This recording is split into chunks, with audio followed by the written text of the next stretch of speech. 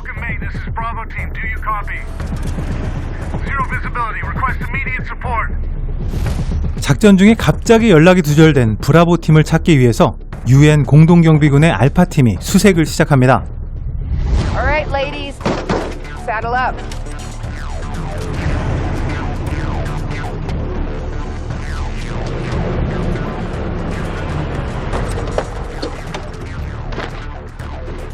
What'd you find? It's definitely Bravo team. But tracks end here. It's 10 tons of armored vehicle. They don't just disappear. 그리고 그때까지는 전혀 보이지 않았던 검은 폭풍이 갑자기 나타나고 이들을 향해 빠르게 접근하기 시작합니다. 폭풍을 벗어나기 위해서 전속력으로 질주해보지만 이미 폭풍은 알파팀의 차량을 뒤덮어버리고 폭풍 안에서 끝없이 내리치는 번개들이 알 수 없는 표적들을 깨우면서 사막 한가운데 끝이 보이지 않는 절벽이 나타납니다.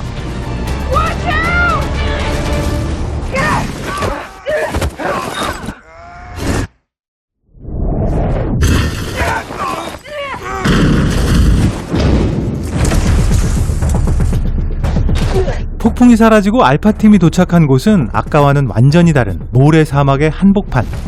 지도와는 전혀 다른 위치에 GPS도 위성통신도 완전히 먹통이 되어버렸습니다. How's that possible? Where the hell are we? 통신 지점을 찾기 위해서 끝없는 모래 사막을 이동하던 이들 앞에 Jesus. 말도 안 되는 크기의 동물 유골이 모습을 드러내는데요. 황당한 이 상황에 적응할 새도 없이 모래 속에서 무언가 거대한 것이 이들에게 다가오기 시작합니다. What the hell is that? Link, back in the vehicle. 마치 바닷속을 헤엄치는 물고기처럼 모래 속에서 이들을 추격해오는 정체불명의 괴수.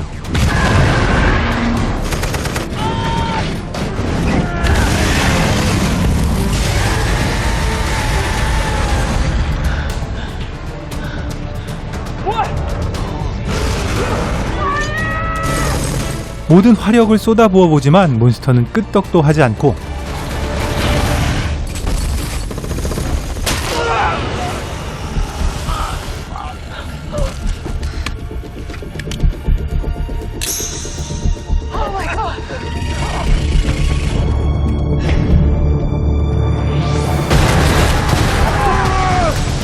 수류탄 뭉치를 터뜨려도 상처 하나 나지 않습니다. 오늘 소개해드릴 영화는 아무 생각 없이 보는 2시간의 화끈한 액션 판타지 몬스터 헌터입니다.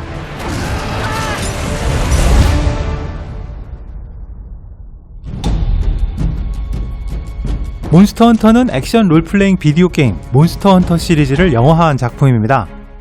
몬스터 헌터는 2004년에 처음 발매되어서 현재까지 6천만 개 이상 판매된 캡콤의 베스트셀러 게임 중 하나인데요. 동사의 비디오 게임 레지던트 이블 시리즈를 연출했던 폴 앤더슨 감독이 다시 한번 이 영화의 제작과 연출, 각본까지 맡았고요.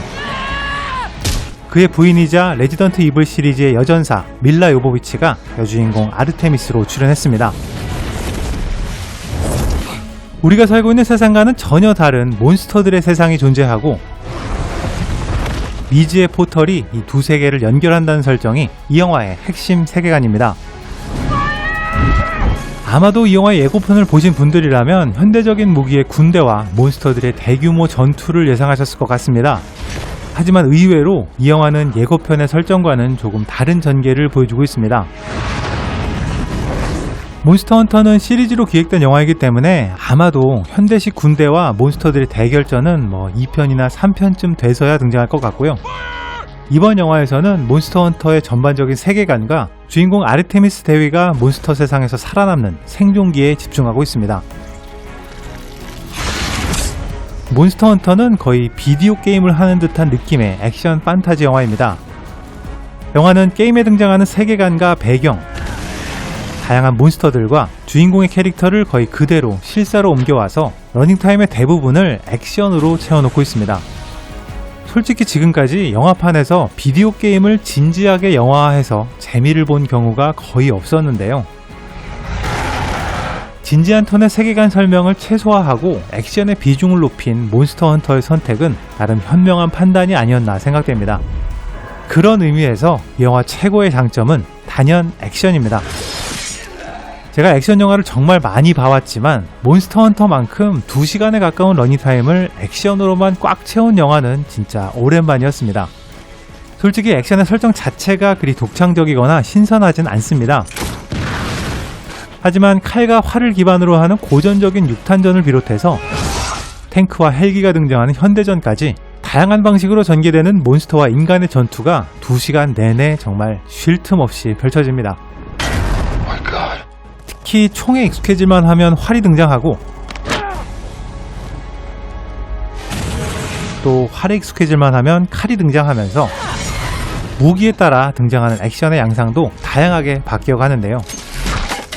쉴 틈을 주지 않고 끝없이 펼쳐지는 인간과 몬스터들의 전투가 이 영화의 전부라 해도 과언이 아니기 때문에 아무 생각 없이 화끈한 액션 영화 한 편 보고 싶으신 분들에게는 정말 강력 추천할 수 있는 영화입니다.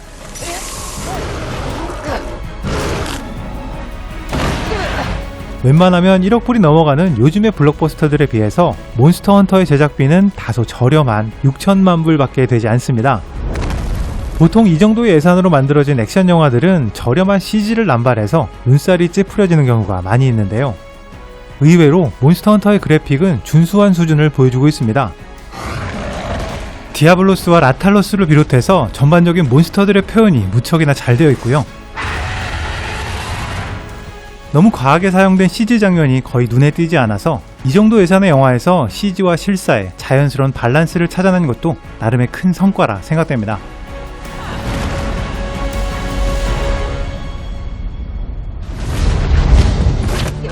액션에 특화된 팝콘 무비로서 확실한 장점을 가진 몬스터 헌터는 안타깝게도 그 이외의 부분에서는 딱히 장점을 찾기가 쉽지 않습니다.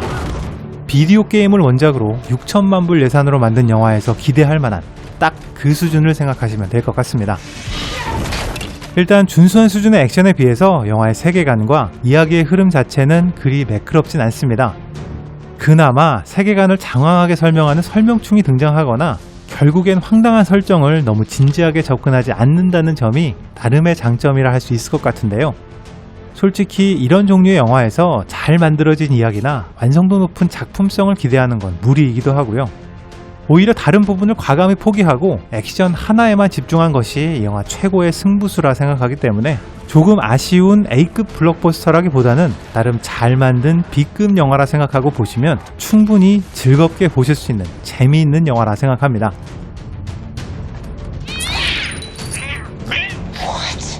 한 가지 유념하셔야 될 부분은 앞에서도 말씀드렸다시피 이 영화가 레지던트 이블처럼 장기적인 시리즈물로 기획된 영화라는 점입니다. 15년 이상 지속된 비디오 게임이 원작인인 만큼 앞으로 더 많은 몬스터들과 다양한 캐릭터들이 등장하면서 2편, 3편으로 이어질 예정인데요. 그래서 이번 영화에서 다른 내용은 딱히 결말이 나질 않습니다. 이제 시작하는 장황한 시리즈의 서막 같은 느낌이 많이 들고요. 2-3명의 메인 캐릭터를 제외하면 캐릭터 소개도 거의 등장하지 않기 때문에 영화를 다 보고 나서 이게 끝이야? 하고 의아해 하실 수도 있을 것 같습니다. 뭐야? 이게 끝이야? 몬스터 세상에 혼자 남게 된 아르테미스는 이곳에 살고 있는 몬스터 헌터와 만나게 됩니다. 하지만 말이 통하지 않는 두 사람은 친해질 기미가 전혀 보이질 않는데요. 그러다가 초콜릿 하나로 극적인 화해에 이르게 되고 두 사람은 모래 속 몬스터 디아블로를 잡기 위해 힘을 합치게 됩니다.